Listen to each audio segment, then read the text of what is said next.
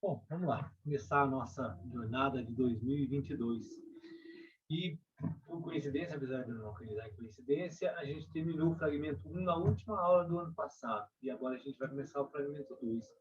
Basicamente, o fragmento 1, ele colocou a estrutura da nossa existência, um conceito, né, existencial, da sábia, da sabedoria, o conhecimento, a ação, como todas as filosofias basicamente tratam, né? Essa que é budista tibetana, é, de certa forma, védica, né? Não ortodoxa, mas é védica, e todas elas trabalham com essa questão fundamental, né? De estruturar a nossa ação, de entender como a gente funciona, de entender a nossa relação com um oposto à matéria, que é aquilo que transcende a matéria, que utiliza dela para experienciar esse mundo, né? Essa consciência, pode ser chamada de alma, é, é essa realidade, né? Que se oculta através da mente. Por isso a voz do silêncio, né? Na verdade, quanto mais a gente silenciar esse movimento mental, essa observação do mundo, através dessa concepção ilusória, mais a gente vai encontrar essa estabilidade, essa harmonia, essa realidade. E foi isso que foi descrito nesse primeiro fragmento, esse caminho de compreensão da nossa existência. O segundo já vai mais fundamentar na prática, né? Então, vou colocar o slide, como sempre, a gente vai dando uma olhada. Se alguém tiver alguma dúvida, fiquem à vontade. Fiquem à vontade para interromper, perguntar. Então, vamos lá. Fragmento 2. Eu acredito, né, até coloquei isso, acredito que é a Helena Blavatsky que trouxe essa obra de lembrança, e ela não podia anotar, então, né, ela teve que escrever recordando. Então, ela pegou fragmentos, né, desse conhecimento no qual ela trouxe. Por isso que eu acho que chamam fragmento 1, fragmento 2, não tenho certeza. Então, vamos lá. Começa o fragmento 2 falando sobre dois caminhos. Então, os versos são, né, verso 101. Agora, ó mestre da compaixão. Sempre essa relação. Os textos são sempre muito relacionados, né, entre um mestre que passa o conhecimento para um discípulo. Inclusive, o Upanishad, né, que é conjunto de literaturas védicas, no qual a gente acaba sendo que a gente estuda dos Vedas, são os Upanishads. Upa significa em cima, Shad embaixo, essa relação de cima para baixo, de alguém passando conhecimento para alguém, né? No sentido de que alguém que sabe passando para aquele que não sabe. Então, é sempre essa relação de mestre e discípulos, quase grande parte dos textos, né? Principalmente orientais. Então, o mestre da compaixão ensina o caminho aos outros homens. Olha, todos aqueles que batem a porta da busca de admissão esperam na ignorância e na treva ver escancarado o portão da doce lei. Então, é essa concepção de que existe uma luz além da escuridão no qual a gente vive. Escuridão é essa ignorância no qual a gente constitui a existência, né?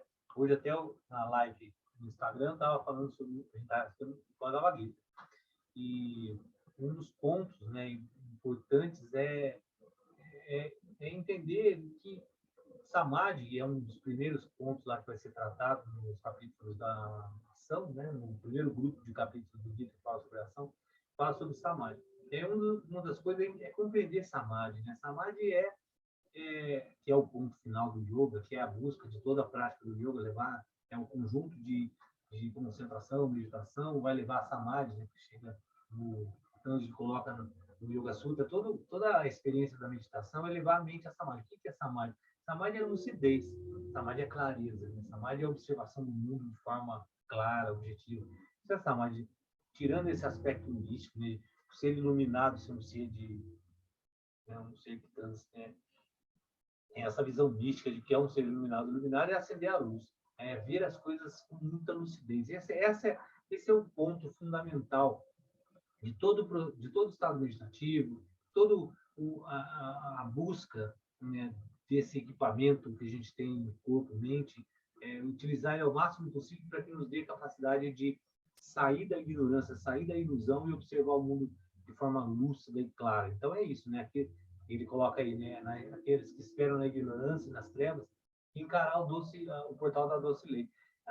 O que é a doce lei? É a existência como ela é, no qual a gente fica atribuindo que isso é ruim, isso é bom, porque a gente tem uma visão egoísta, né, uma visão individual, de estabelecer que eu tenho que ser feliz e nada pode acontecer de errado comigo. Então, felicidade é tudo aquilo que eu imagino que é certo, né? Então, eu fico preso nessa concepção errônea, entendeu? Que só traz sofrimento. E existe uma, é lindo esse termo, né? Existe uma doce lei atrás dessa visão errônea. Existe um universo funcionando como ele é, independente de como eu imagino que seja, e é assim, né? E ele é absolutamente, está tudo certo, correto, né? Esse princípio, essa palavra usada como uma doce lei, né? Não tem nada errado nesse universo. Quando eu me livro dessas ilusões, dessas concepções, esse aprisionamento condicionado sobre prazer e desejo, eu saio dessas trevas, né, dessa ignorância, e eu consegui entender esse portal. Abre-se um portal, é a visão de um portal. Até no passagem de ano, né, eu passei com a minha família, e meu cunhado estava falando sobre uma questão de alguma coisa que sempre levava ele a ver uma coincidência, tá? E falando sobre que alguém falou para ele que era um portal, né? Essa constante coincidência que ele via era a abertura de um portal. O que é a abertura de um portal? É quando você identifica algum sinal qualquer de alguma linguagem, né, que te leva a uma abertura de um universo novo, né? Abre-se uma porta de um conhecimento novo. Então, às vezes, é uma estrutura linguística, um símbolo, que aquele símbolo não é que ele vai simbolizar, que aí começam as viagens, né? Ele vai simbolizar isso, aquilo, não é isso, né? É um símbolo que traz para você uma possibilidade de, através daquele símbolo, abrir uma perspectiva. Isso é um portal, né? E aí abre-se essa capacidade de enxergar o mundo de forma clara, objetiva, diferente, né? Então, esses são os portais, né? Que são trazidos para nós através de simbologias, de linguagem, né? Então, eu falo muito isso, né? Porque a minha história mesmo, né?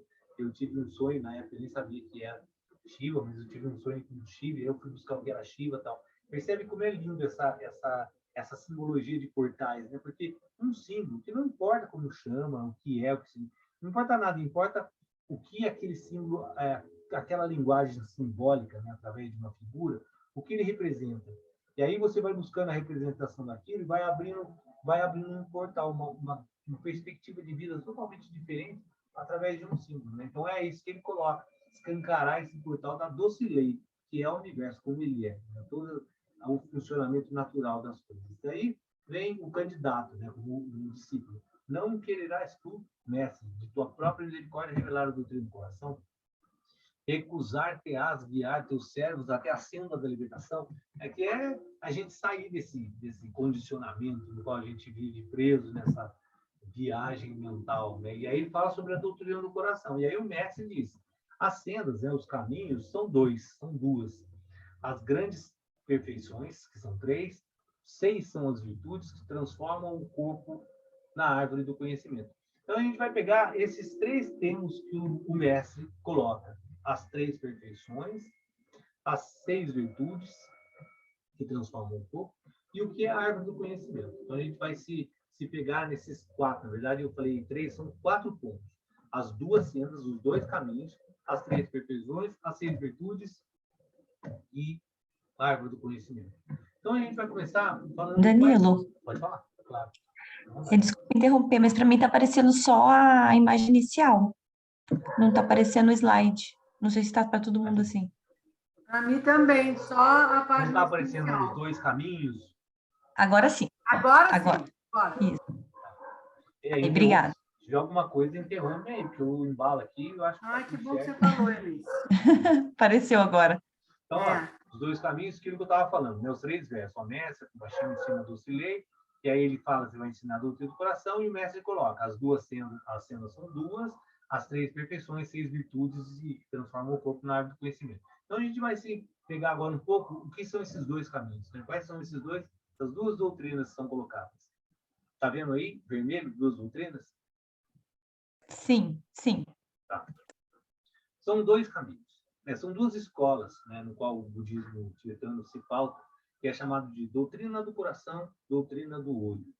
A primeira é porque emana do coração de Gautama, que é Buda, né? Siddhartha Gautama, que é o que alcançou o estado de Buda, entendendo que Buda é um estado, tá? Buda se a palavra significa despertar, é um estado. Então, existem vários seres que chegam ao estado de Buda, chegam a ser Buda, né? Buda não é uma pessoa, é o estado de despertar. Exatamente isso que eu estava falando. No yoga chamado Samadhi, é a despertar, né? Eu consigo ver a existência como ela é. Esse é o grande ponto que o ser humano tem de qualidade divina diferencial dos animais. É tentar despertar para essa clareza de enxergar o mundo como ele é e não como é imaginado pela mente. Então, esse caminho que desperta, né, através de Buda, ele chamou de doutrina do coração. O coração, ele é sempre tido como o centro dessa mente da realidade, onde a gente consegue enxergar transcendendo a mente. E a doutrina do olho, porque é aquilo que a gente vê, né? Então, inclusive, outra metáfora é usar o terceiro olho, né? Entre os dois existe um terceiro que a gente consegue enxergar além do que a gente vê, né? Do que a gente capta com os nossos sentidos. Então, a doutrina do coração é aquela que revela a verdade, né? Revela o conhecimento, que é chamado de conhecimento superior, aquele que transcende a estrutura mental, né? O raciocínio lógico que a gente constrói com os nossos sentidos. E a doutrina do olho é essa, que a gente vê com o cérebro, que a gente raciocina logicamente. Tanto uma quanto outra, né, ela traz essa perspectiva de transformação. Outra conversa que eu tive nesse passagem de ano, né? Acaba, no final, a gente falando de ficar mais quieto, mas enfim. Falando exatamente sobre, né, a gente, o grande ponto que os sábios descrevem nas escrituras e tentam nos ensinar de alguma forma, é que a bênção da gente ganhar um corpo humano, né, que se diferencia das outras existências em um ponto, na capacidade de transformar essa existência condicionada, animal, em transcender isso, né? Essa é a grande perspectiva de transformar a nossa existência animal de humano para divino, né? A gente vê isso diversas vezes, em diversas teorias isso vai cair, nos chakras, em vários caminhos sempre vai permear esse caminho de sair do nosso condicionamento animal, se reconhecer como humano, ter essa autoobservação da própria existência e se libertar desses condicionamentos que nos prendem, né, essa existência, que é essa característica divina. Então, tanto a nossa capacidade de absorver o conhecimento pelos sentidos, que é limitado, que é uma construção que é chamada de conhecimento inferior, esse conhecimento no qual a gente concebe ele pela nossa incapacidade, pela nossa limitação, né? E ter o conhecimento superior, que é aquele que adquire quando transcende isso, né? Com o aquietamento, com o silenciamento dessa flutuação, a gente vai chegar a esse silêncio que é o conhecimento do coração, essa doutrina do coração. Então, existem duas. Eu sempre uso essa metáfora da ave, né? Que na verdade não é minha, né? Que está inclusive aí. Essas duas asas, né? Que é a asa da ação, do conhecimento, e a asa a asa da ação, a asa do conhecimento. Existe uma tendência muito grande a gente, que é a existência dual, é a forma como a gente vê o mundo separando, fracionando e comparando, que é absolutamente natural. Mas existe uma tendência a gente se apegar a essa naturalidade, né, de observar o mundo sempre com os dois aspectos separados, né? Então, o que a gente faz? A gente cria aqui uma ideia de um mundo espiritual, de um mundo não material, que experiencia o mundo, e um mundo na matéria, no qual a gente está preso aos condicionamentos. Então, a gente sempre coloca a visão sendo dois aspectos da existência. Mas, na verdade, o grande ponto de compreensão é que não existe separação, né? Não existe um mundo espiritual e um mundo material. Existem os dois mundos que se entrelaçam e convivem e se expressam de forma material e espiritual. Então, o que eu quero dizer com isso, né, que essas duas doutrinas, elas têm o mesmo objetivo e utilizam-se de formas diferentes, né? Então, estruturas diferentes de compreensão, de existência, mas que são unas, né? Então, não tem como separar. Por que serve esse raciocínio? Por que é importante esse raciocínio que eu estou colocando? Porque não tem como a gente negar a própria existência. O que a gente tem que fazer é reconhecer as nossas limitações, as nossas possibilidades, a nossa potencialidade e usar ela da melhor forma possível. Então, isso é colocado nesse bojo, né, toda uma estrutura da energia sexual, das nossas limitações, dos nossos desejos, dos nossos apegos, da nossa visão egóica. Tudo isso constrói uma visão individual que nos traz sofrimento. o apego, né? A gente só sofre com aquilo que a gente tem identificação, né? Então, o que a gente se identifica e apega e aquilo se transforma, que é natural. A gente até estava um dia falando sobre esse aspecto da morte e vida, né? Morte e vida é uma coisa só, é uma transformação, né? Não existe vida e nem morte, existe um, um constante transformar da existência, onde se desfaz uma manifestação para se manifestar de outra forma. Eu estava até comentando nesse final de ano esse aspecto da necessidade do ser humano entender da bênção de receber esse corpo, essa mente, essa forma humana e usar ela da melhor forma possível.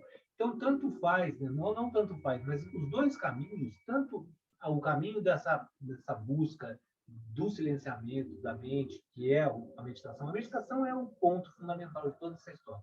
Toda prática, ela se resume na capacidade de levar a mente ao estado meditativo. Esse estado de silenciamento, de calma, esse treinamento que se faz com a mente para levar esse estado, é a visão da doutrina do coração, onde você encontra uma realidade que se esconde atrás da viagem mental. Mas a viagem mental, ela é um outro caminho importante, o raciocínio, a lógica, o conhecimento, toda essa estrutura de aprendizado no qual a gente está preso de desejos, de prazer, enfim, o caminho é esse. Esse é o caminho, né? Os dois são o caminho. Então é bem interessante, se alguém quiser fazer uma colocação, por vontade.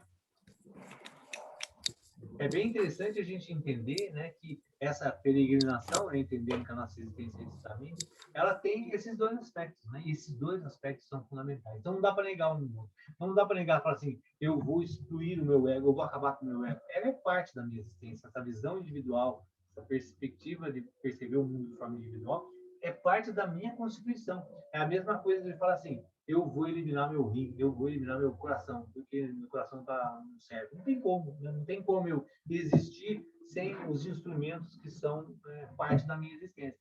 Então, a parte grosseira é o coração, é o rim, é o cérebro. A parte sutil é a mente, é os sentimentos, são os desejos, é a percepção egóica. Então, tanto que na visão do yoga, Antakarana, que é esse veículo, né, que a gente experiencia o mundo, ele é composto por 4 aspectos, né? A mente, chamado de Ahankara, né? Ahankara significa eu faço, o ego, né? A inteligência e a consciência. Quer dizer, percebe que independente da sutileza dessa manifestação, seja ela a própria percepção da autoexistência, é parte da minha existência em si. Então, são 2 asas que nos levam a essa viagem, né? As 2 doutrinas, uma que busca mais as virtudes, né? Os aspectos mais a compreensão da nossa existência no aspecto moral, no sentido de quando se discrimina o que é pecado, o que é errado, o que é certo, né? Existe uma visão de que transcende-se isso. Né? No próprio Gita existe essa passagem que fala da transcendência do bem e do mal. Mas a transcendência do bem e do mal quer dizer que transcende as especulações mentais do que é bem e mal. Mas existe o que traz harmonia e o que traz desarmonia. Isso é a Constituição Universal, na sua base. Sempre imagina, se eu não existir, se não existir humano, se não existir mente observando o mundo, o que acontece com o universo? Nada. Né? O universo continua funcionando absolutamente como ele existe. Agora, porque existe um humano observando o universo, não quer dizer que a gente vai interpretar e modificar as leis, percebe? Essa é a doce lei que é colocada no primeiro verso. É uma lei universal de funcionamento da mente, do corpo, do pensamento do ser humano, das galáxias do planeta, que a gente não vai modificar. É um funcionamento, né, do universo, no qual o que cabe a nós, humanos, que tem essa capacidade de observação? Observar, autoconhecimento, estudar como funciona esse sistema e fluir nele, né? Utilizar ele da melhor forma. Esse é o grande ponto. Então, quais são as nossas concepções morais, as nossas concepções, né, de leis que a gente atribui? É aquilo que, de alguma forma, a gente compreende num nível mais profundo da subjetividade, que a gente compreende que aquilo traz desarmonia para um sistema. Então, o que é um sistema? Um sistema são vários seres convivendo em comum, né? Seja ele um sistema celular, seja ele uma cidade. Né? São seres convivendo. Se um sistema celular, né, como a gente estava falando agora, existe uma interferência de um outro sistema que traz uma desarmonia naquele sistema do nosso corpo, ele vai usar de todo o nosso sistema imunológico para restabelecer a harmonia naquilo. O que é um sistema de uma cidade? Existe um grupo de pessoas que tentam viver de forma harmônica, e aí vem uma certa interferência que desarmoniza. E aí o que a gente cria? uma estrutura de moral. E aí percebe que tudo isso é linguagem. Uma estrutura de moral, de ética, para que se restabeleça uma harmonia. Só que existe uma compreensão errônea de se apegar à linguagem, não ao fundamento, que isso é a diferença da doutrina do coração e do olho. A doutrina do olho é aquilo que eu estabeleço mentalmente. A do coração é aquilo que é. Então, existe uma desarmonia, mas eu estabeleço que para harmonizar eu preciso prender, fazer acontecer. E aí tem toda uma distorção, percebe? Que é humana, é natural também. Que é humana, mas o humano ele vai se apegando a essas distorções. Aí tem todo o aspecto de desejo, de apego, de poder, de prazer, que vai fazendo com que ele se utilize dessa linguagem para estruturar toda uma visão absolutamente ilusória do mundo. Perdeu a qualidade de ver a realidade. A realidade existe uma desarmonia. Se eu entender que desarmonia é você que é uma bruxa que queima você, percebe? Isso é uma viagem, uma loucura minha. Que eu estabeleci que você desarmonizou o sistema porque você é uma bruxa. Se eu queimar você, eu restabeleço essa harmonia. Percebe? Essa é a desconexão que a gente tem entre os dois modos, das duas doutrinas. Eu entender da minha forma que eu compreendo, e aí eu estabeleço que existe bruxa, dragão, eu coloco vários nomes para essa percepção que o mundo me traz. E eu tenho que estabelecer uma linguagem. Então, eu vou estabelecer uma linguagem figurada, da forma que for. Mas existe uma realidade, que é a doutrina do coração. Uma realidade que transcende essas ideias todas.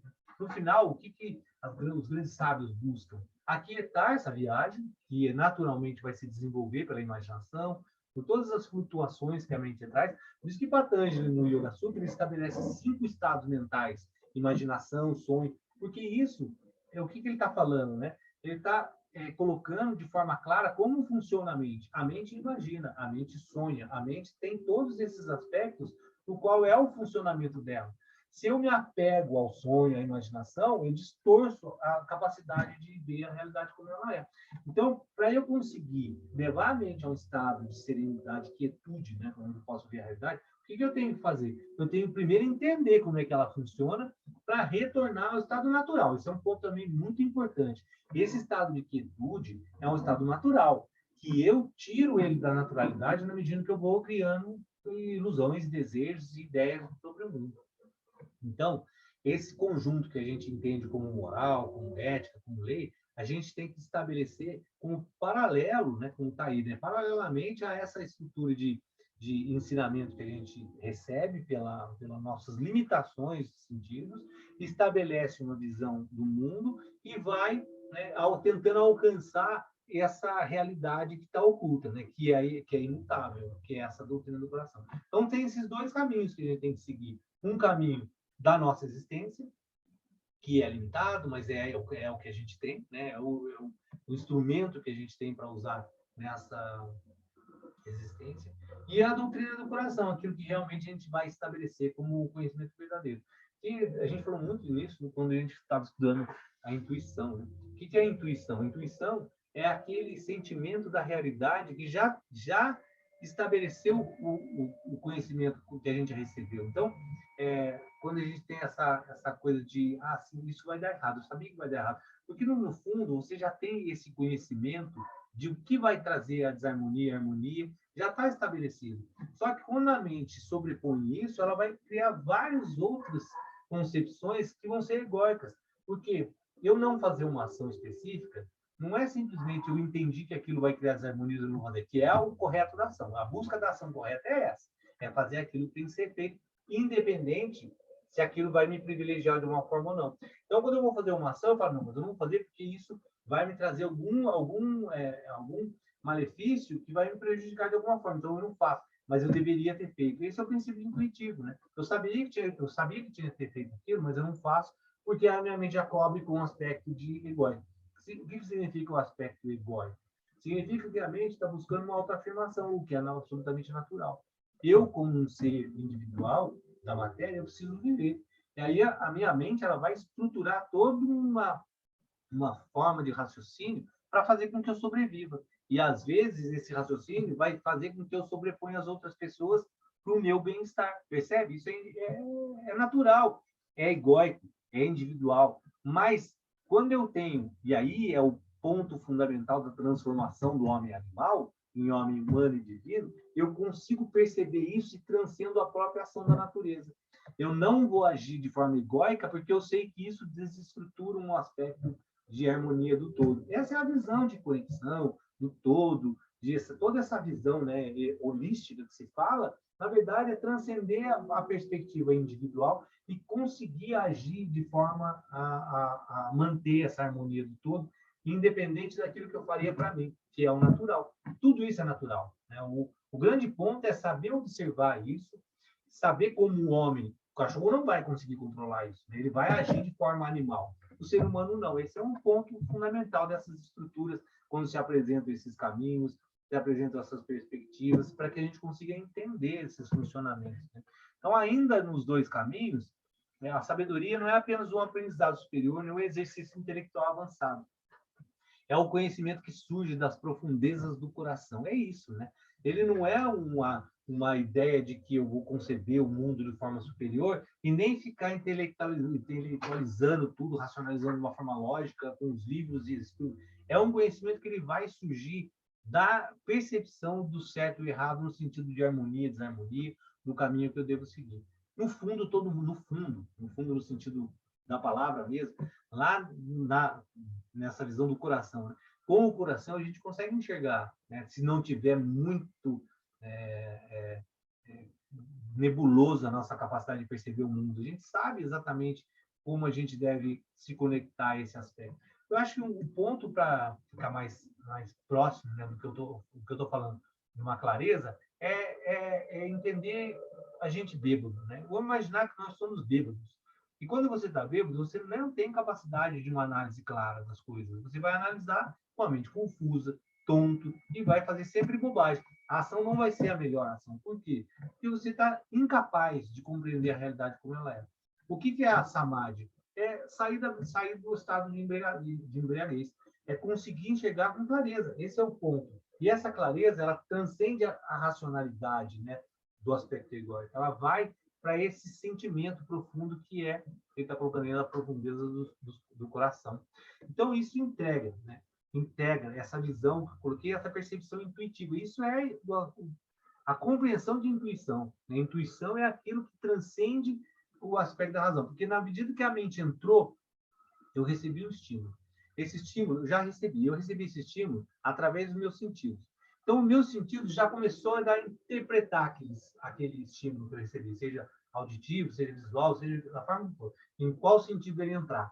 Mas na hora que ele entrou, ele já se condicionou a um aspecto de interpretação, né, pelos sentidos, e a mente vai pegar essa interpretação dos sentidos e reinterpretar aquilo de uma forma lógica, dentro das informações que eu tenho. Percebe? Que eu já reconstruí tudo aquilo que eu recebi. A intuição é que eu já recebi. Então, a mensagem, a realidade, eu já recebi. Agora, eu interpretei pelo sentido, pela mente, de diversas formas. Aí eu distorci. Então, a ideia é que esse conhecimento profundo ele vai surgir na medida que, quanto mais limpo eu tiver, quanto mais sóbrio, né, usando o exemplo da bebedeira, quanto mais sóbrio eu tiver, mais limpo. Por isso o yoga se pauta muito nesse princípio de purificação, né, os chatkarmas, os sistemas de limpeza, né? Quanto mais limpo a mente, o meu organismo tiver, a gente, quarta-feira, vai começar a trabalhar as meditações pelas tradições. E aí, a primeira tradição que a gente vai usar é a do taoísmo. O taoísmo tem uma meditação fundamental, né, base das meditações dele, que é a purificação do coração, que chama. Então, a gente vai usar essa técnica. E qual é a ideia? É limpar a mente, né? Quanto mais limpa a minha mente tiver, mais capacidade de eu entender essa visão, né, que é chamada da doutrina do coração. Essa é a chamada iluminação interior, né? Resultado exclusivamente da meditação. A meditação é a ferramenta que traz a mente a esse estado de limpeza, de conexão com esse aspecto mais profundo. Então, terminando esses dois caminhos, o conhecimento do olho é o que traz a informação, né? São os sentidos, né, expostos, que vai refletir nessa experiência interna, né? Como é que eu vivo? Eu tenho um corpo que tem sentidos que captam informação. E ponto, não tem discussão sobre isso. Então, eu não tenho que negar. Essa é a forma que eu recebo o mundo. Se é limitado ou não, ótimo, é isso. Mas eu tenho essa capacidade de silenciar essa externalização, que é chamada yoga de pratyahara, né? A gente vê no caminho lá do Patanjali, né? Yama, niyama, asana, pranayama, pratyahara. Pratyahara é essa capacidade de internalização dos sentidos. E aí eu começo a fazer essa experiência, né, que eu estou vivendo no mundo, através desse corpo, se transforma nesse conhecimento do coração, nessa doutrina do coração. E vai se manifestar esse conhecimento quanto mais puro, quanto mais disciplinada a minha mente. A mente é um cachorro, a mente é um animal. E esse animal ele pode ser domesticado e servir ao seu favor, ou ele pode morder você todos os dias. Então, a mente é isso. Né? Se eu não tiver disciplina, um treinamento da mente, ela vai me morder. E aí eu vou sofrer. Se eu usar ela como um animal adestrado, ela vai ser ao meu favor, como o Krishna fala. Ela pode ser amiga ou inimiga. Então, doutrina do coração é essa sabedoria que se realiza com o autoconhecimento, com a autorrealização, com treinamento, com disciplina, mas sabendo que não existe uma desconexão de uma da outra. Eu dependo da doutrina do olho, que traz todas essas informações, que traz essa experiência.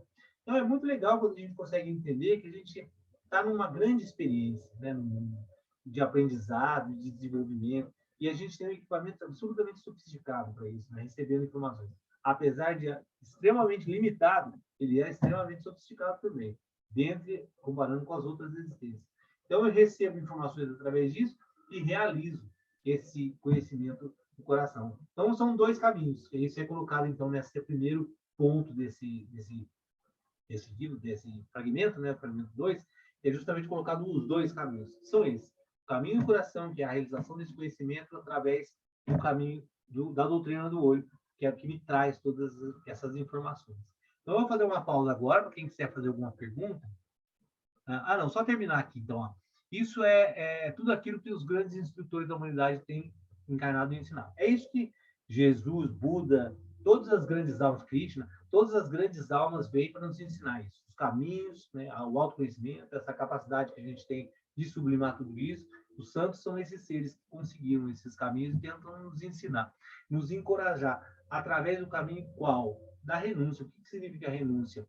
Desapega de um mundo que é absolutamente impermanente, que tudo vai se transformar. O que eu penso hoje, amanhã muda. Hoje eu usei esse raciocínio na live, porque estava falando sobre ação, né? Por coincidência, os dois temas coincidiram, e exatamente estava falando que a grande experiência da natureza, ela nos ensina de todas as formas. Se a gente tiver clareza, calma e capacidade de observação, né, e lucidez, a gente vai perceber que o mundo está, em todos os aspectos, nos ensinando. Essa é a grande experiência da vida. Então, as próprias fases de criança, adulto e maturidade é esse exemplo de quando eu sou criança, eu estou apegado a um monte de coisas, eu passo a adolescência, renuncio àquela existência de criança porque não faz mais sentido e eu começo a me apegar a outras coisas.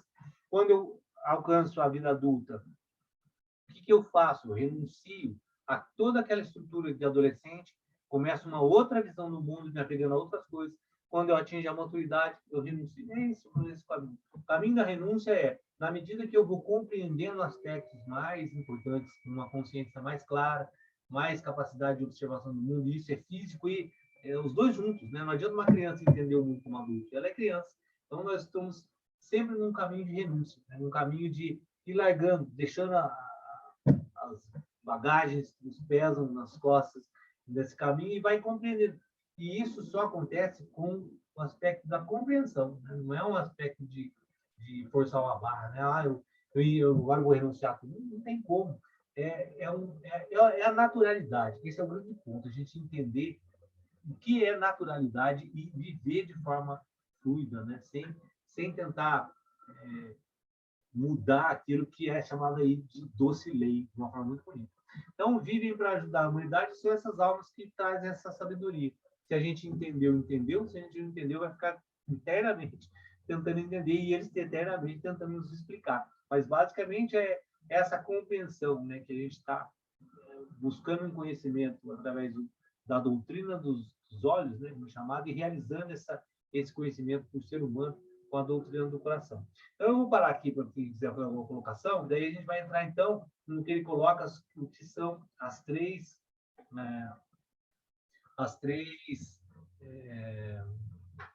perfeições, né? Que são os caminhos de Buda, né? Que são os corpos de Buda, né?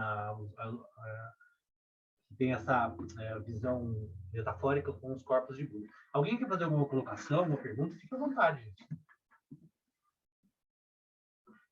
Vocês estão vendo o slide direitinho, tá tudo certo aí, estamos falando embalado aqui, animado e... Agora está vendo, sim, Danilo.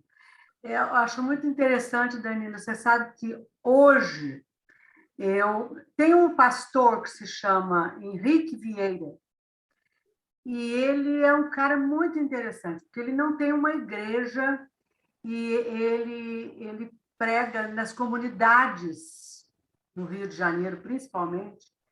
E ele é um menino que ele é bem jovem, sabe? E um menino que veio da periferia também. E eu sempre fuço as coisas dele, que eu gosto muito de vê-lo falar. E hoje eu peguei uma entrevista que o Lázaro Ramos, o ator, estava fazendo com ele. E aí aparecia um trechinho. E, coincidentemente, ele estava falando justamente isso, né? Porque o Lázaro Ramos pergunta para ele, o que é Deus? E aí ele fala assim, tudo que eu disser para você que é Deus vai cair no lugar comum de que todo mundo fala, mas Deus é muito auspicioso, a gente não sabe direito como pegá-lo, então a gente tem que pegar pelo coração, né? Sim. E, acima de tudo, pelo silêncio. Muito legal, viu? Ele tem umas coisas muito interessantes. E, de uma maneira geral, você veio com essa complementação. Muito bacana. Vale a pena vê-lo, porque ele é muito interessante, muito bacana. Ele sai do lugar comum. Porque no final, se você for ver, independente da religião, da filosofia que for, é essa tentativa que está tendo no próprio texto. Essa tentativa, né, dos sábios, das grandes almas, de trazer esse conhecimento que é único, né? E é imutável, né? Sadhguru até fala, ele chama, não importa o nome, isso que é interessante, não importa do que chama, mas enfim, ele chama isso de Shiva, né? O que é Shiva? Shiva, em algumas linhas védicas, é tido como o próprio Deus, em outras como consciência, mas não importa. Ele coloca que Shiva é esse conhecimento que permeia a estrutura mais fundamental do universo, que independe se isso se transforma em celular, em satélite, em tecnologia, isso é o fruto de uma estrutura universal que não se muda, uma lei universal que não se muda. Tanto que a gente está se fundamentando em textos de milhares de anos atrás, né? A mente, a estrutura humana, a percepção egóica individualista, individual, essa capacidade de sublimação, tudo isso não muda, não muda. Pode ser no século 200 atrás, 300 para frente, milhares atrás, milhares para frente, não muda. Essa é a existência universal. Isso é chamado de doutrina do coração. Essa realidade que transcende qualquer concepção cultural, mental, etc. Esse é o ponto que se chega através da quietude, né, que o psicologia colocou, que é, em última análise... E ele fala que é no silêncio, é na meditação. Porque só aquietando esse movimento, né? vai chegar nesse princípio de compreensão das estruturas mais fundamentais.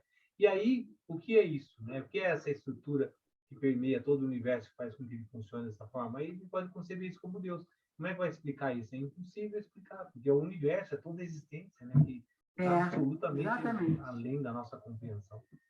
Mas a gente só vai conseguir entrar nessa fluência aquietando. Esse é o grande treinamento que a gente tem que colocar como meta, né? Todas as práticas físicas, respiratórias, etc., é conduzir a mente a esse estado de quietude. Né?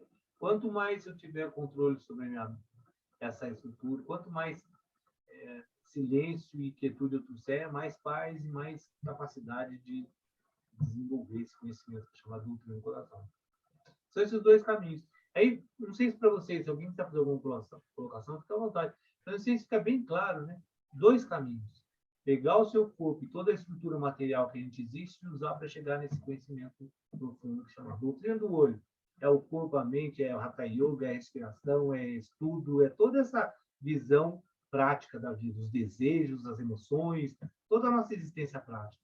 Doutrina do coração, aquilo que eu concebo que está além disso, né? E aí eu não consigo perceber, eu vou usar esse instrumento para chegar nesse. Então são duas coisas concomitantes, não tem como separar. E aí eu preciso usar os meus desejos, toda essa estrutura existencial, para conseguir alcançar essa visão dessa realidade. É legal isso, né? Porque não sei se alguém sempre existe esse lado da negação, né? As religiões, e aí vem esse aspecto de punir, como o meu corpo e essa existência me desliga dessa realidade. Vamos pegar essas duas doutrinas com essa linguagem que está sendo usada nesse livro. A doutrina do coração é essa realidade, né, que transcende a nossa concepção. A doutrina do olho é essa visão material, né? O olho vê e o desejo. O que o olho, o desejo e toda essa ação me traz? Uma desconexão com essa realidade. Então eu puno ela. E aí o sexo é punitivo, é pecado, as concepções de desejo. E aí percebe que existe uma distorção. Ao invés de entender que isso é natural, é uma naturalidade no qual eu tenho que navegar com essas duas asas, eu fico tentando punir um lado da minha existência. E aí gera mais sofrimento, porque eu não consigo me libertar daquilo que eu sou nesse momento. Então eu tenho que bater com as duas asas, né? Na medida que eu começo a negar, que são as repressões, né? Que as religiões às vezes pautam numa austeridade profunda, negando a própria existência, o que no final traz sofrimento também, não traz libertação. Uma das filosofias muito bonitas que trabalham de uma forma dessa naturalidade, né? Eu já tenho falado há algum tempo, que é o taoísmo, trabalha essa visão muito natural, né? De não negação, de fluência, né? De conseguir usar as coisas da forma como elas são e não distorcer.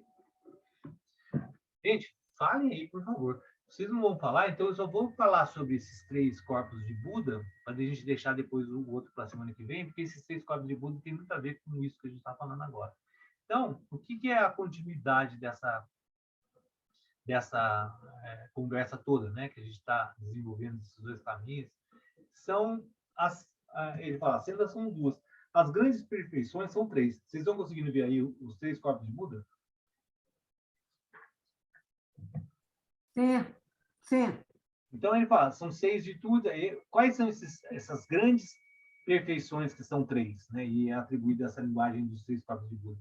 O primeiro, que é chamado Dharma. Dharma é a existência em si. Dharma pode ser traduzido como religião, como lei, mas basicamente Dharma é esse fundamento da nossa existência, né? O que a gente realmente é, né?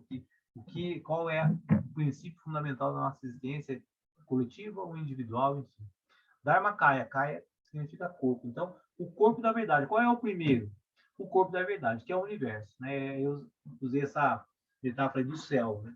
O céu sempre vai ser azul, né? Ele pode estar iluminado ou não, pode estar com nuvem ou não, mas atrás das nuvens ele está lá, é imutável, é sempre presente. É essa visão, né, de Deus, né? Existe essa onipresença, essa lei universal que é imutável, e ela vai estar funcionando, né? E ela é obscurecida por uma percepção mental.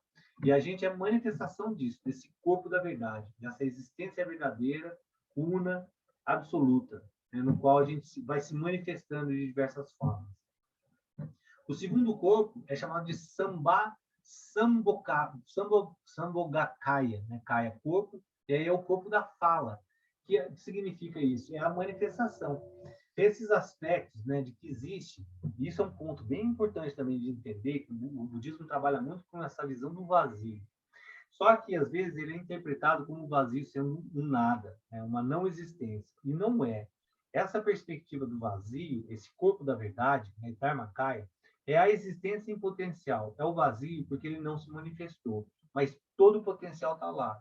Então, é o contrário do vazio na concepção de nada. É o vazio na concepção de tudo é. Todo o potencial existencial ele existe antes de se manifestar. O que antecede a manifestação, que é chamado de vazio, é chamado desse corpo da verdade, onde tudo é. Tudo existe. Tudo é e vai se manifestar de alguma forma. Quando ele se manifesta, ele se transforma no corpo da fala. O corpo da fala é a manifestação. Então, é aquele princípio que a gente falou já do japa, né? O japa que é a repetição. Quando eu uso um mantra e repito ele, pode ser uma palavra ou qualquer coisa que seja, eu uso uma frase, uso outra. Eu tento interromper o fluxo da mente repetindo, né? Porque eu sei que o próximo vai vir, não deixa a mente fluir, aí eu paro ali. Só que entre uma frase e outra existe um intervalo, que é entre a inspiração e a expiração, que é esse momento onde tudo pode acontecer. Quando eu falo uma coisa e vou falar outra, eu posso fazer um monte de... Tudo existe entre esse espaço, percebe? Estou dando um exemplo meio tosco, mas que eu acho que dá para entender claramente. Eu falo uma palavra e falo outra, o intervalo entre uma palavra e outra, tudo pode acontecer. A potencialidade do universo existe ali. Eu posso me matar, eu posso matar uma pessoa, eu posso quase tudo pode existir, só que eu falo uma outra palavra. Quando eu falo uma outra palavra, eu manifesto novamente a existência, por isso o corpo da fala, e daí se manifesta. Então, o primeiro corpo é o da verdade, onde tudo é, né? Todas as manifestações.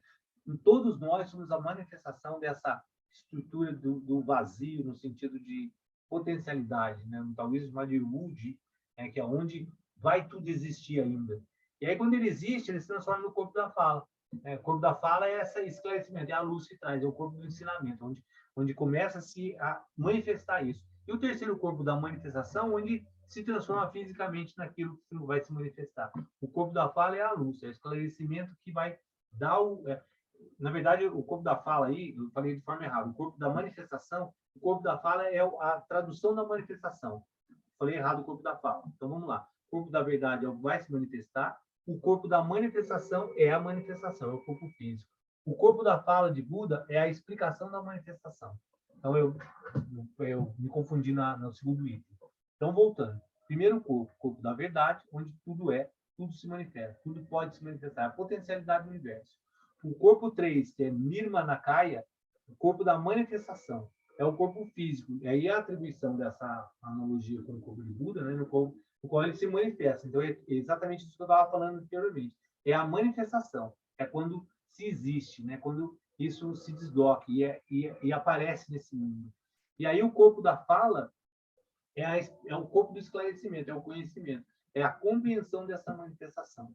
Essas são as três. Então, o que ele está colocando aí, né, que ele coloca no início, ele fala assim, nos dá a luz, tira da escuridão, né? Ele vai usar no primeiro verso, né? A gente sai da ignorância, da escuridão para alcançar a doce lei. E ele começa, então, falando, existem dois caminhos, que é isso tudo que a gente descreveu agora sobre o caminho do coração, o caminho do conhecimento, e existem três perfeições.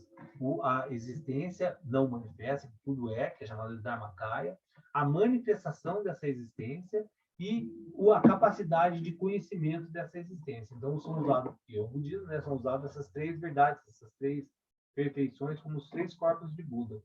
Aquilo que se manifesta. Toda a filosofia, no final, né, essas filosofias, esses ensinamentos, se fundamentam nisso. Né? Existe algo em manifesto, que é tido como uma consciência em si, que tudo existe. Esse é o princípio de Deus, tá? Apesar de budismo ser tido como uma visão, uma religião ateísta, né? Mas ele é ateísta no sentido de não colocar uma perspectiva física ou atribuir uma forma, uma existência a essa visão de Deus. Mas, no final, Deus é essa concepção da potencialidade existencial do universo, que é inteligente, tudo se manifesta dele, dessa potencialidade. Quando ela se manifesta, se transforma no universo. Isso, no yoga, é chamado a filosofia de Sankhya, né? Sankhya discorre sobre essa filosofia. Purusha, que seria o Dharmakaya, esse corpo da verdade, essa consciência. Prakriti, que é o corpo da manifestação, é a natureza, se manifesta. E o corpo da fala é o conhecimento, é o esclarecimento, que é o ensinamento de tudo isso que a gente existe, que é o que a gente está estudando, né, de alguma forma. Então, vamos parar aqui, né, que já são quase 8h30. A gente falou, então, a gente tem dois caminhos com três perfeições, chamando os três corpos, a verdade, a manifestação e o conhecimento. E aí, para que a gente adquira, né, esse conhecimento, a gente tem que adotar o que é chamado das 6 virtudes. Que, na verdade, são 10. São 6, mas depois vão ser complementadas com 4. Então, essas 6 virtudes são as ações que a gente deve adotar para que a gente reconheça, né, esse conhecimento, para que a gente reconheça o conhecimento que é tido aí como a árvore do conhecimento. A gente vai falar um pouquinho sobre essa questão da analogia que se usa sobre a árvore do conhecimento. Então, em resumo, né, o que ele falou aí? Quando ele fala, como você nos tira da escuridão, né? O discípulo perguntando para o mestre. E aí ele fala, são 2 caminhos, são 3 corpos, né? São 3 perfeições, a realidade, a manifestação da realidade e o conhecimento sobre ela, e são 6 virtudes, que são 10 na verdade, que são as ações que a gente deve adotar na nossa caminhada, que vai nos levar à árvore do conhecimento. Esse é o primeiro verso. É incrível, né? Como é que um verso, né, com, sei lá, deve ter 15 palavras, 20 palavras, contém, é bem o princípio de Sutra, né? Contém tanto conhecimento, né, dentro de uma estrutura muito simples. E esse é um outro ponto também muito interessante de entender, né? sempre quando existe um conhecimento, a ideia de se passar um conhecimento, ela tem que ser sempre da forma mais simples possível. Quanto mais palavras, mais se confunde o conhecimento. Quanto mais simples, quanto menos palavra, mais condensado, mais a capacidade do conhecimento não se perder. Então, todos esses versos, a gente vai ver nos sutras, os versos, eles são muito condensados e falados de uma forma muito simples, né, para que não se perca. Porque se imagina se ele tivesse utilizado de várias estruturas linguísticas para falar sobre o conhecimento, já teria alterado tudo hoje. Não teria capacidade nenhuma de pegar uma língua pali lá de milhares de anos atrás e traduzir tudo em várias e ia confundir tudo. A gente não ia ter acesso a esse conhecimento de forma tão pura. Gente, por favor, fiquem à vontade para falar agora vocês. Perguntem, falem, questionem.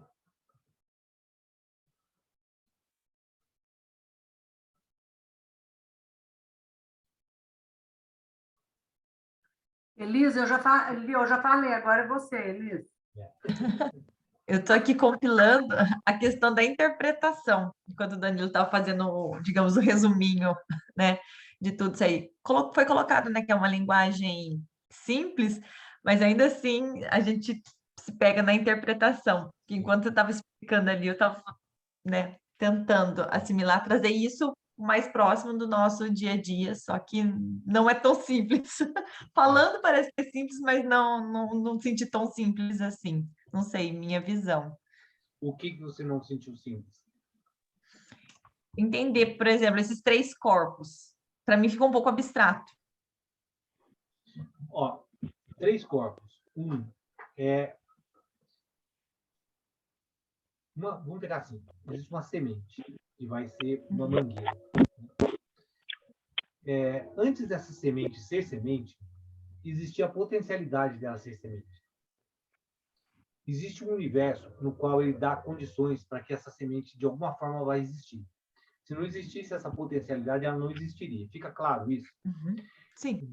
Independente do caminho que se leve para entender isso, seja químico, seja atômico, não importa. Existe uma potencialidade de surgir uma semente na Terra. Se não tiver essa potencialidade, a semente não surge. Da mesma forma que essa potencialidade dá condição à semente, ela dá condição a existir um ser humano, a existir uma árvore, um cachorro. Percebe? O que é isso? Existe uma potencialidade de desdobrar uma existência. Se não tiver essa potencialidade, não existe a condição de surgir planeta, terra, semente, o que quer que seja. Fica claro isso? Uhum. Esse é o corpo Sim. da verdade. Existe uma potencialidade universal para que se manifeste algo. Senão, ele não manifestaria. Eu não sei se o Wesley pode até me corrigir, mas a ciência trabalha isso muito como a questão do Big Bang, né? Que é uma explosão inicial que dá condições para o universo expandir. Se eu estiver errado, você me corrige. Mas é um início de potencialidade. Esse é o corpo da verdade. É o corpo da possibilidade de tudo existir. Mas ainda não existe. Uhum. Ficou certo? Sim. Na medida que isso existiu, na medida que isso se concebeu de alguma forma, é o corpo terceiro, o corpo da manifestação, se manifestou. Então, existe uma possibilidade, que é tudo é possível nesse campo, e esse campo se manifesta de alguma forma, né? Tentando usar aí, não é muito minha praia, mas a área da ciência, da ciência no sentido do Big Bang, existe uma explosão. À medida que explodiu e começou a expandir, essa expansão vai se manifestando em planetas, e os planetas vão se manifestando em condições de terra, de água, de ser humano, etc, etc. Percebe? Esse é o corpo da manifestação. Então, tem 3 perfeições que eles chamam, que são atribuídas a Buda, porque é o budismo, utiliza essa linguagem do Buda. O primeiro corpo, essa potencialidade. O segundo corpo, que é o terceiro, ele se manifesta, que é a nossa manifestação, que é a nossa existência. O corpo 2, que é o corpo da fala, é explicar isso. Sim. Percebe? Porque se existir o corpo da potencialidade e ele se manifestar e ninguém observar, não existiu para nós. Ele só existe para nós na medida que a gente expressa isso, que a gente fala sobre isso, que esse é o corpo da fala. Na medida que eu atribuo um conhecimento, uma observação sobre isso, ele passa a existir para a gente. Então, são 3 perfeições do universo. Uma, a potencialidade, a manifestação dessa potencialidade e a capacidade de conhecimento que a gente tem de expressar o que está acontecendo. Ah, sim. Deu certo aí? Fala, pode ficar à vontade, Luiz. A Tamara colocou aqui para mim, oi, boa noite, gente, aliás, chegando aqui, colocou para mim aqui uma coisa que me pareceu também interessante, né, parece a Santíssima Trindade, de certa forma, né, você tem uma certa verdade que seria Deus, e a manifestação como filho, né, e aí não sei se o Espírito Santo encaixaria nessa forma de fazer a conexão entre o que é a verdade e o que é manifesto, né? O Taoísmo também coloca de uma forma bonita que ele fala o céu, a terra e o homem. O céu seria essa existência potencial, né, essa coisa celestial. A terra seria a existência em si e o homem é a conexão entre um e outro. Porque se não houver essa conexão, não existe. Né? Se não houver a consciência experienciando isso, nada disso existe. Esse é o corpo da fala. E o que significa? Por que corpo da fala? Né? Porque, na verdade, a gente experiencia isso e expressa. Porque também, se você não expressar, não existe. Se eu percebia tudo isso e não existia uma expressão da fala, isso não existe. Você colocou da ciência, Danilo, a gente também faz uma coisa exatamente assim, você tem um conjunto de leis, né, universais, você tem a matéria, né, e energia presente no universo, e o que importa para a gente é quando há interação, que justamente seria o segundo corpo, né? Seria o corpo da fala. Também colocado dessa forma também. Porque percebe, por isso que ele é chamado dos três corpos da perfeição. Porque se um não tiver, não existe os outros. Legal, bem legal. E agora o bacana é que ele vai colocar esse aspecto da virtude, que é um pouco mais prático no que talvez a Elis esteja falando, né? Ah, eu entendi isso, mas praticamente o que isso se transforma na minha vida, né? Como é que eu caminho com isso na minha vida? Aí ele vai estabelecer o que é chamado de virtudes. Quais são as nossas ações, né, para que a gente caminhe nesse conhecimento? E no final é legal porque todas as vertentes elas vão sempre traduzir nisso. Porque o que é os 10 mandamentos que são, né? Os 10 mandamentos, na verdade? Eles colocam, e se a gente pegar qualquer linha filosófica, eles colocam um conhecimento, colocam-se uma estrutura de base para que a gente entenda o universo, e depois estabelece um caminho humano. E aí que vem aquela coisa que eu coloquei lá no começo, as instruções éticas, morais, etc., são a tradução humana para como a gente convive na nossa existência. E aí vem os princípios de caridade. O que é caridade? Caridade é um aspecto de compreensão dessa interação, de todo o conjunto precisar buscar uma harmonia. O que é o próprio exemplo que a gente viu agora do vírus se desdobrar na África com uma cepa nova, porque lá não foi vacinado. É que não adianta vacinar a Europa e os Estados Unidos, não vacinar a África, né? Não adianta uma parte do corpo pequena do seu corpo estar sendo doente, o seu corpo inteiro fica doente.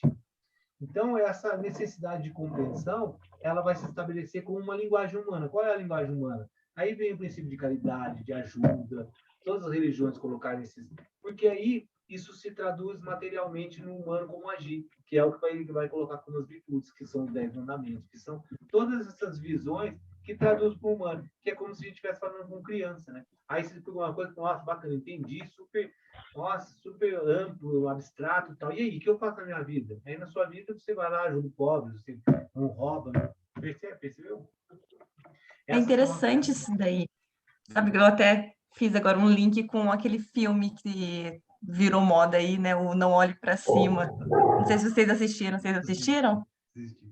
Então, porque é basicamente isso, é assim, as escrituras, as religiões sempre colocam, né? Olha a visão macro da coisa. Daí a pessoa, tá, beleza, e como que eu aplico isso daí? Então, essa dificuldade nossa, né, de ter essa visão macro das coisas, né, de perceber, olhar de cima ali, e não, e beleza, igual eles falam assim, ó, tá caindo, vai cair um asteroide aqui, ah, beleza, tá, mas você não tá bem na câmera ali. Então, assim, exatamente. sabe? Essa que é E essa aí, visão, o que é a que nossa essas dificuldade. grandes almas fazem?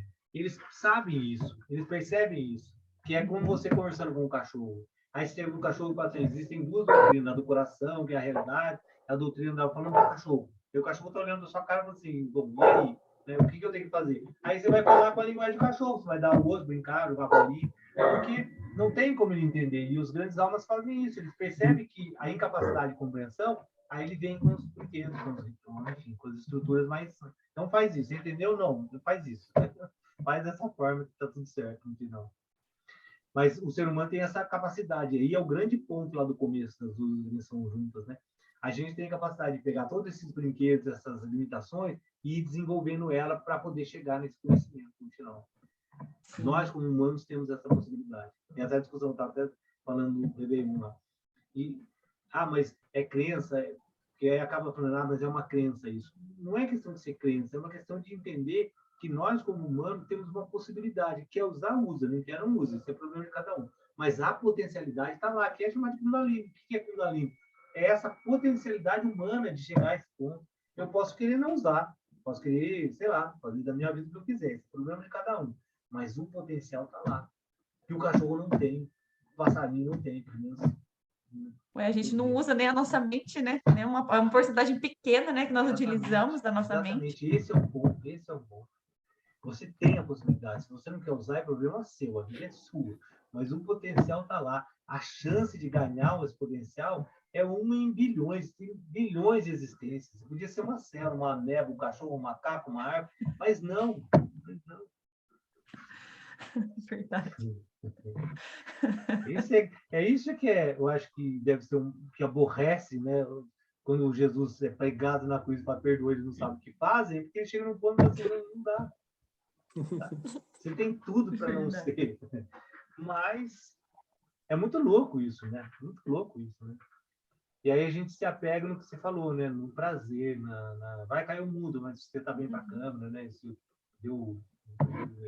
Até mesmo a questão de compaixão, essas coisas. Porque vira e mexe, quando você está, por exemplo, assim, na internet, você vê um vídeo, você fica comovido, nossa, que história triste do fulano de tal, ou não sei se vocês viram também, teve um vídeo que está circulando aí de um rapaz que comemora, de um rapaz de rua, né? Ele comemora o aniversário dele com os cachorros ali e tal.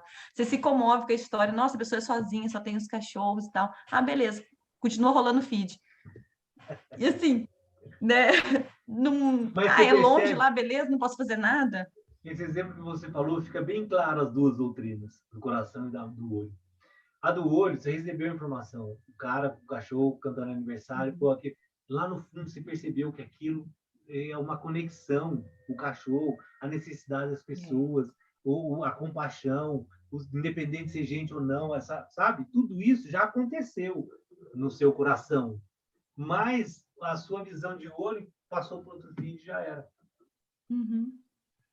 E isso o tempo todo, na rua, você vai no centro, você faz isso, beleza, deu uma moedinha ali, falei com fulano, beleza, e continua, e segue, e vida que segue, né? E aonde que a gente vai expressar essa compaixão? Nossa, e tem que treinar isso daí, colocar isso em prática. E aí a gente sabe, tem o conceito. Silenciando, para o feed, né? Antes de você rolar para o outro, para, né? Para, esse é o princípio de aquietar, né?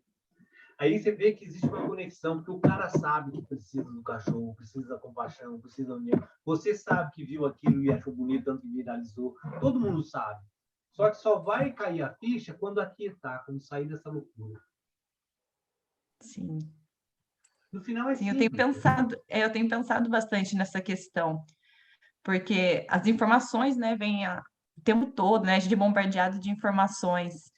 Essa semana eu estava no grupo lá do condomínio, que eu comprei a casa lá do condomínio, falei, beleza, tá lá no grupo. Aí só pode colocar no grupo coisas relativas às casas.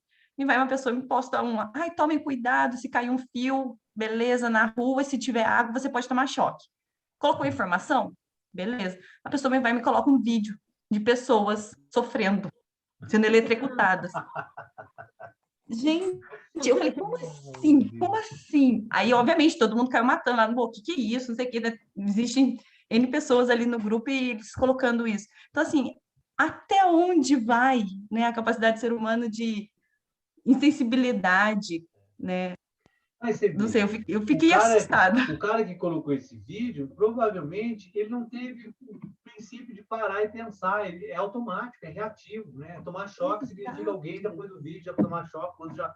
É um movimento que não tem quietude. Sim, eu fiquei horrorizada. A única opção de escolha dele é compartilhar. Às vezes não Porque sabe ninguém nem o que pensou. está compartilhando, Ninguém né? pensou. Exatamente, Teve uma exatamente. associação rápida, né? Fio, eletricidade. Esse vídeo vai caber certinho aí. Quando... Não, ele foi detonado ali, mas eu pensei, gente, como que pode? E algumas pessoas ainda, não, mas tem que colocar mesmo, para todo mundo saber a informação. Aí o outro até falou assim, se fosse seu parente, né? Então, outras questões ali, coisas de grupo. Quando Beleza, você vê- coisas de grupo. Essa é a pureza da mente que o Japa interrompe, né? Quando você vê, já está lá no final, discutindo Exato. a guerra do Vietnã, porque o cara colocou. Mas se a gente não consegue ter clareza nem num grupo de WhatsApp, ou uma coisa assim, né? Que dirá outras coisas. A gente tem aí um longo caminho, né? De treinamento. Né? Exato. Treinamento.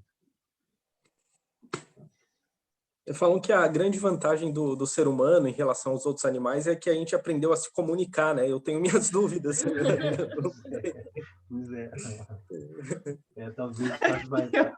Mas é interessante a natureza, né? Porque através da comunicação a gente vê a loucura para poder sair dela, né? Que no livro do Shivaísmo faz exatamente isso. A mente é o manto, através do manto você sai da própria mente. E é isso. No final, a gente tem que fazer essa loucura toda para poder entender ela.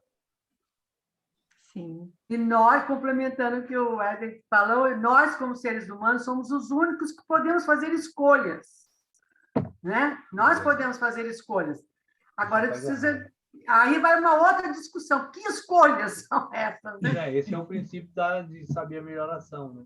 A discussão, entre aspas, a conversa lá no Réveillon surgiu por causa disso. Porque a gente fica muito preocupado em alimentação, né? Se alimentar bem, em comer, não comer gordura, não comer isso, não comer aquilo, fazer exercício, a preocupação constante, né? E a pergunta é, por que você quer viver mais? Para fazer mais bobagem? Ganha mais tempo de vida para fazer mais bobagem. E esse é o princípio. A ideia de você ganhar uma longevidade é você usar o melhor tempo possível, né? O maior tempo possível dessa existência para encontrar. Agora, você pode usar o maior tempo possível para fazer só bobagem, né? Verdade. E esse é um grande ponto, né? Então, você acelerar... Tem muito que falam do estereótipo do idoso sábio, que às vezes não é uma verdade, né? Ah, não é mesmo. Pelo contrário. Porque a pessoa, no final, ela quer aumentar a experiência dela para aumentar o volume de prazer. Ela quer ficar mais tempo jovem, mais tudo para ter prazer o maior tempo possível. Não é para aprender nada, não é para entender nada. É para explorar o maior volume de prazer possível no maior tempo. Por isso que a pessoa quer ficar mais tempo viva. E aí que é o questionamento, né? Você quer ser um animal melhor por mais tempo. Muito louco, né? Muito louco. Cada um no seu tempo na caminhada, né? É só o fato de a gente poder ter a possibilidade de analisar uma escritura dessa, meditar, já é um grande passo, já, né? Com certeza. Está desprendendo um tempo da nossa existência para se preocupar em entender, já é um ponto. A gente podia estar no bar agora, né? Bebendo, fazendo assim. Pegando Covid. Pegando Covid. Espalhando Covid, nem ia pegar o pior. Ai, ai. Gente, tudo certo. Fico muito feliz de reencontrar vocês. Nossa, nós também. Uma nova caminhada, um novo ano juntos. Muito bom. Espero que esse ano seja um ano bem interessante. Né? Eu coloquei um negócio no meu Instagram, não sei quem acompanha viu, tem aqueles pintinhos que vem uma onda, sai tudo correndo, na onda volta, eles voltam para o mar. Ai, tão bonitinho! Está sendo a nossa Também experiência assim. com a Covid. Né? Ela vem, sai todo mundo correndo e volta, e não vem a onda. Do mesmo jeito. 2020, 2021, 2022, tudo igual. E aquele coisa que você colocou no grupo também, eu achei muito interessante da mudança, né? Se nada muda, mudo eu. Como é que é? Muito legal aquilo. Se não mudar nada, se eu mudei, mudou tudo. É isso aí. Gente, só encerrar a gravação, porque é o primeiro dia que for pegar a aula gravada, vai pegar um atraso já de meia hora no tempo previsto. Então, vou só desligar a gravação aqui, gente. Muito obrigado por mais esse ano de estar junto. Só encerrar a gravação. Namastê.